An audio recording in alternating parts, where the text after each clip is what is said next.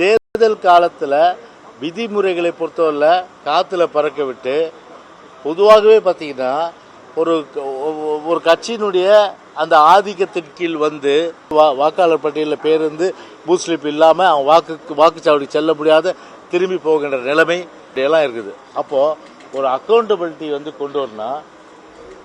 அதில் people representative act, அதாவது representation of வந்து பீப்புள் ஆக்ட் 1950 செக்ஷன் வந்து 32 செக்ஷன் 32 கிளியர் ப்ரொவிஷன் கொடுத்துருக்காங்க.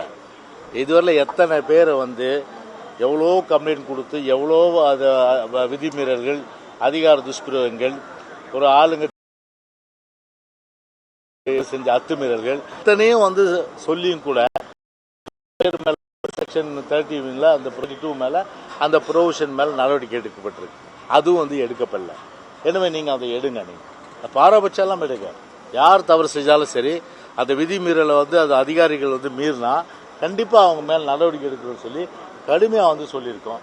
அதுவும் வந்து எழுத்து மூலமாக வந்து கொடுத்துருக்குறோம். அதே போல் இதை கடந்த தேர்தலில் ஒரு மிகப்பெரிய ஒரு மோசடினா வாக்காளர் பேர் வந்து போன தடவை ரெண்டு விஷயமா பார்க்கணும். ஒன்று, வாக்காளர் பேரில் வந்து அதாவது போன எலெக்ஷனில் அதுக்கு முந்தி நடந்த சட்டமன்ற தேர்தல் 2021 அதே போன்று சென்னை மாநகர ஓட்டு போட்டிருப்பாங்க. ஆனால் நீக்கப்பட்டிருக்கு. எப்படி நீக்கினாங்க? அந்த வாக்கப்பட்டவங்க கிட்டத்தட்ட 10 போட்டு இந்த எலெக்ஷனில் எனக்கு வந்து ஓட்டே இல்லை சார், கேட்டால் உன் பேர் இல்லைன்றாங்க. எப்படி திடீர்னு நீக்கப்பட்டாங்க? அது அப்போ உள்ள ஒரு பட்டியல், வெளியொரு பட்டியல். பூத் லெவலில் வந்து வெளியே வந்து அரசியல் கட்சிகள் கொடுக்கறது ஒரு பட்டியல், அதே போன்று உள்ள இருக்கிற பிரசிடிங் ஆஃபீஸர் அவருக்கு கொடுக்க ஒரு பட்டியல். இந்த பட்டியல் அந்த பட்டியல் டேலி ஆகுதுல. அப்போது இன்னொரு வகை என்னன்னா, என் பேர் வந்து வாக்காளர் பட்டியலில் இருக்கும், ஆனால் நான் ஓட்டு போட போன உள்ள டெலிஷன் ஒரு சீல் இருக்கும். டெலிஷன் ஒரு சீல் இருக்கும். எப்படி டெலிஷன் ஆச்சு அது? அப்போ அந்த பட்டியலை எங்ககிட்ட கொடுக்கல முன்னாடி. இந்த மாதிரி ஜனநாயக படுகொலை இல்லையா? அதனால் இந்த மாதிரி வந்து இல்லாமல், ஒரு முறைகேடு இல்லாமல் முழுமையான அளவுக்கு ஆதார் கார்டை பொறுத்தவரையில் மேக்ஸிமம் நாங்கள் கேட்ட கேள்விக்கு இதுவரை 6 கோடி பேர், 6 கோடி வாக்காளர் மேலே இருக்கிறாங்க. ஏறக்குறைய வந்து ஒரு 4 கோடிக்கு மேற்பட்டவர்கள் வந்து நாங்கள் என்ன சொன்னோன்னா இன்னும் 2 கோடி பேர் இருக்காங்க.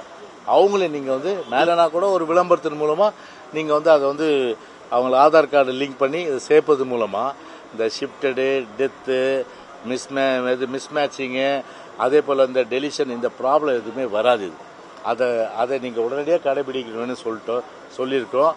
குறிப்பாக பார்த்தீங்கன்னா வந்து ரிட்டனாக ஒரு கம்ப்ளைண்ட்னா கொடுத்துருக்கோம்னா, அந்த வாக்காளர் குளறுபடியில் தமிழ்நாடு முழுவதும், ஈரோட்டில் எப்படி நடந்து தெரியும் உங்களுக்கு, இந்த பை எலெக்ஷனில் பல குளறுபடி வாக்காளர் பட்டியலில் அது பல முறை வந்து தேர்தல் ஆணையத்தில் சொல்லக்கூட ஒரு கிணத்துல போட்ட கல் மாதிரி ஆகிப்போச்சு.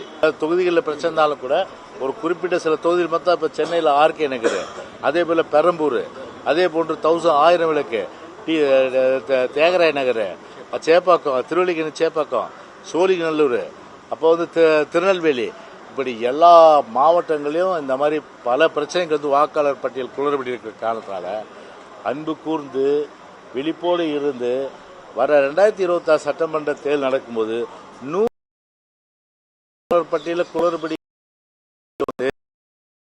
நீங்கள் தெளிவுபடுத்தினால் மகிழ்ச்சியான விஷயமாக இருக்கும். எனவே அந்த வகையில் நீங்கள் வந்து கண்டிப்பாக செய்யணும்னு சொல்லியிருக்கோம். நீங்கள் பிளே ஸ்டோர் மற்றும் ஆப் ஸ்டோரில் இருந்து பாலிமர் செயலியை QR கோடு மூலம் பதிவிறக்கம் செய்யுங்கள். செய்திகளை உடனுக்குடன் பெறுங்கள்.